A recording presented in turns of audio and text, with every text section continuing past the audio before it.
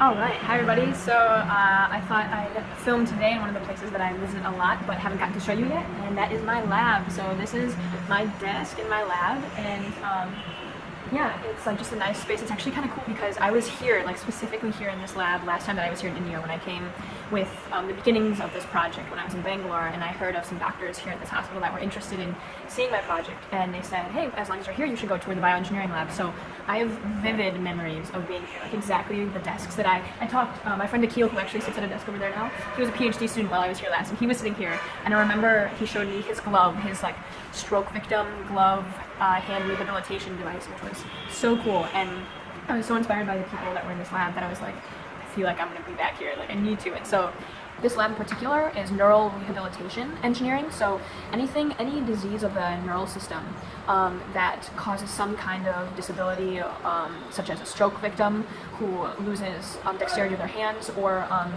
like club foot, or I forget what the pathology is, but basically like when you walk, the natural reaction to lift up your foot as you walk, somehow that nerve can no longer get stimulated, so you actually just drag your foot. My friend Naveen was working on that. So there's actually people still here that I met that first time that I came, and when I was in this room I could just feel that I had an inkling that like it would be pretty cool if I came back here. So I asked for someone's email. I said, you know, if I ever think of coming back, like who should I contact? So I got some people to write their emails down. I actually still have the book that they wrote the emails down, and I could find it. But yeah, so here I am.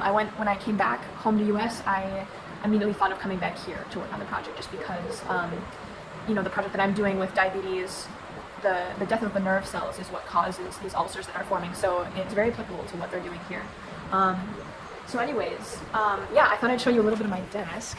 So what I do whenever like I spend a lot of time somewhere, such as in my room or like a desk space like this, I like to like hang up pictures or quotes that like really inspire me. So I have pictures of my family, like my favorite Bible quote. I have a birthday card that my dad gave me a couple years ago. And then I just have my computer, my Surface that I brought, and books on diabetes. And then I have this filtered water bottle that Propeller Health gave me, which is super awesome. I can put whatever water, even the tap water, in, and I've never gotten sick because of the water. It's super good investment if you're going anywhere that you don't know if you're going to have a reliable source of water. And then this is actually an insulated water bottle that Fulbright gave me. I fill it all the way up with green tea every morning that I make, so it's like 500 milliliters of green tea that I have. And then this is like a journal that I have. It's like a notebook. I actually want to explain it to you guys. Probably what I'm going to make the title of this video is like how to stay mentally sane in you know, a foreign country that you're staying in long term, not just as a tourist, but like actually assimilating into the culture. So this is one tactic that I wanted to share with you guys, and it, you know, I feel like you could use it even if you're not in a foreign country, even if you're just at home and maybe like going through a tougher time, or just like wanting to pull more out of your day, like learn more from what you're doing.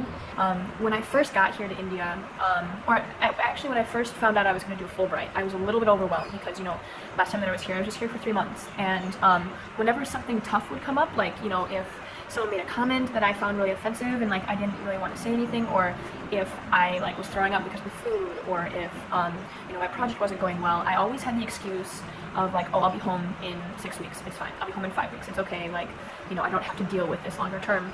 And that was like the way of protecting myself from like any discomforts that I had here. And I knew that this go around, 9 months, like I couldn't do that. I couldn't be like, oh, I only have 7 months left, you know, to deal with the fact that I don't like the food. Or not that I don't like the food, but my stomach can't handle the food yet. So I really had to recognize that I needed some other, that wasn't really healthy, and that I needed some other way to deal with the things that I was going to come across, because, you know, I was presumably going to be delving deeper into the culture because I was needing to like live here, assimilate into the culture. So this is what I do. That is, every day I make a new page in the notebook and I write the date, so Thursday, September 27th, 2018, and I split the page into 2 columns. So on the left column I title it things I did, and on the right column I title it things I learned.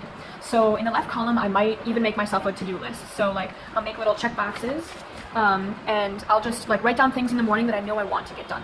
But more importantly, at the end of the day, I'll go through and check through what I got done, but more importantly, I will write down just anything that I got accomplished, anything that happened or that I did just because, like, spur of the moment we had to do something, or like, you know, plans change and I didn't get anything done on my to-do list, and then I recognized everything that I still did get to do, and that just really helped me recognize and allow myself, I feel like, to be more flexible, because I started to realize that, okay, the sooner I let go of like my conceptions of what I'm going to get done that day and like surrender to like whatever's going on because of just how crazy it can be here in terms of like needing to be flexible or plans changing, I began to like embrace that more and recognize like, okay, I'm not getting done what I wanted to, but there's still a lot of merit to what can get done if I just like, you know, embrace the situation that's going on. Even the smallest things like, you know, booking a train ticket for the first time, or like knowing what it means when I order something with a parcel. Like, you pay 3 extra rupees. As someone asked me, you know, do you want a parcel? And I was like, I don't know what that is, but I should learn. So I'm like, yeah, I want a parcel. And I realized that it means to go. So like for 3 extra rupees, they'll actually put everything that you order to go. So I'll write down things I did in the left-hand column. And then in the right-hand column, I'll write down things I learned. So I recognized that if things got frustrating and I was not getting things accomplished, I learned something actually quite a few years ago that has been really helpful, and that is, you know, something's only a failure or something's only a mistake if you don't learn anything from it. So if I wasn't able to accomplish something that I wanted, but at least if I learned something from it, then that presumably is just as valuable as if I had actually accomplished the first thing. One day I tried like almost the whole day to book a train ticket and book a flight.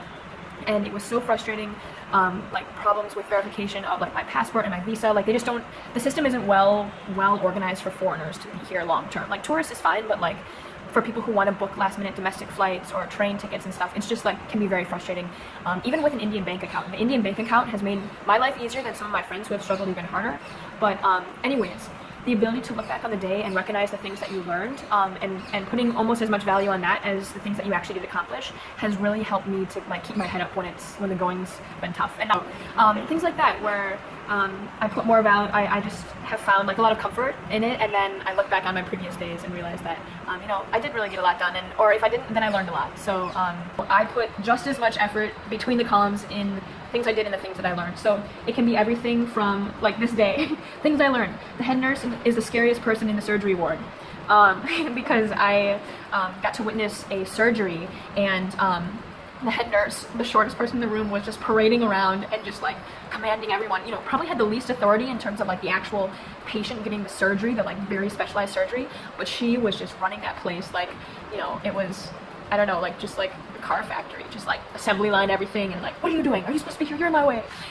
Things like that. So anyways, those are just, I write down anything that I learn, and it's really fun to go back and see all the things that I learned on the first day, you know, how to book a train ticket, like what bus to catch, you know, where certain people live, like certain friends of mine that I meet, like this is how you get there, or how much X cost. Oh, a guy in the X-ray and the medical physics laboratory here knows the founder of the Fab Lab, the fabrication lab that I worked in the Discovery building, like things like that. Like, the world is such a small place. So anyways, I wanted to share this kind of mentality that I have, because I feel like it could help not only living in a foreign country, but even back home if you're having some rough days, just to sit back and recognize all the things that you learned are like could be pretty much as important as the things that you were hoping to get done but maybe didn't. So anyways, that's that. I also wanted to tip you guys off that I'm heading to Kerala this weekend with some friends, my international friends here. We're traveling to visit someone's aunt who lives in Kerala. Kerala meaning the land of the coconut, and it definitely is my favorite state of India just because of the climate, and the food there is amazing. The countryside is beautiful, it's so luscious green. They have safaris of like tigers and lions and elephants that you can go see. It's like a really cool mentality. They have the zoo, but it's like a very, very, very big area that's encaged for the animals to roam around in, and then you as a human actually get put in a cage, in like an encaged car, and then you drive through their area. So it's kind of like taking the African safari and bringing it here, putting you in a protected car, and it's like we're the caged animals observing them. So I thought that was a really cool way of going about it.